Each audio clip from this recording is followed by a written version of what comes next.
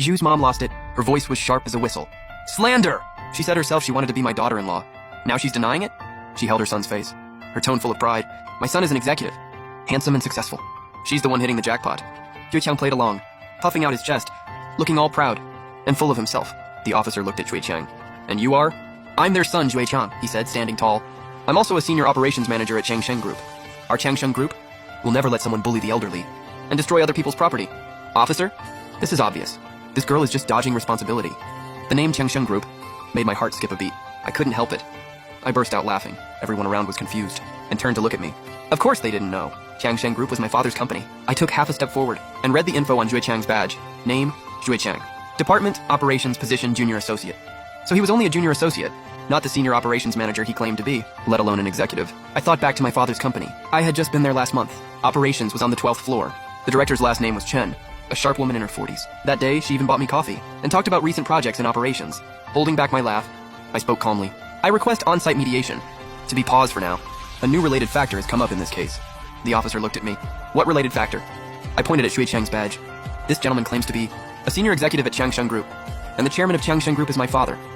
The air froze. Jueqiang's face froze instantly. He instinctively covered his badge, but his parents still hadn't caught on. His mom was still wailing, "Who's your dad?" What does that have to do with us? Pay up! But Zhu's father noticed something was off. He tugged at his wife's sleeve.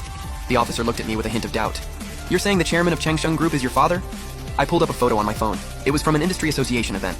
My father and I stood on the stage, with Changsheng Group's huge logo behind us. The officer took my phone and looked, then looked back at Jueqiang. You're with Changsheng Group too? Jueqiang opened his mouth, but no sound came out. His Adam's apple bobbed a few times, like he wanted to speak, but something was stuck in his throat. Can I see your badge?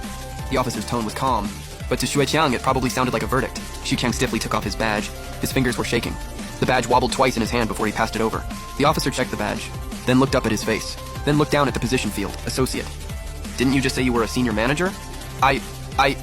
Sweat broke out on Jueqiang's forehead. I'm about to get promoted. I already talked it over with leadership. His mom finally realized something was wrong. She moved closer and tugged his sleeve. Son, what's going on? What chairman? What associate? I gave them no time to breathe. Officer, based on this new information, I request first, an investigation into Jueqiang impersonating a senior company executive to commit fraud. Second, an investigation into his parents harassing me under the excuse of marriage. Third, an assessment of the damage caused by his whole family to my car, and accountability. Fourth, an appraisal of the so-called Qianlong jade bracelet. If it's fake, that may constitute fraud. The officer wrote everything down and looked at Jueqiang's family. Do you have anything to say? His mom jumped up, her voice sharp as nails on a chalkboard. She's lying! How could her dad be the chairman? Look at what she's wearing. Does she look like some rich girl? I looked down at myself. A white t-shirt, jeans, and canvas shoes. That was my usual outfit. I had taken the day off, planning to grab food at a noodle shop, and then browse a bookstore. So I was dressed extra casually. Clothing has nothing to do with family wealth, I replied calmly. But if you need proof, I can contact Changsheng Group's legal department right now, or have my father speak directly with the police. I pressed a speed dial on my phone. Jueqiang jolted like he'd been shocked, and lunged over to grab my phone. No, don't call!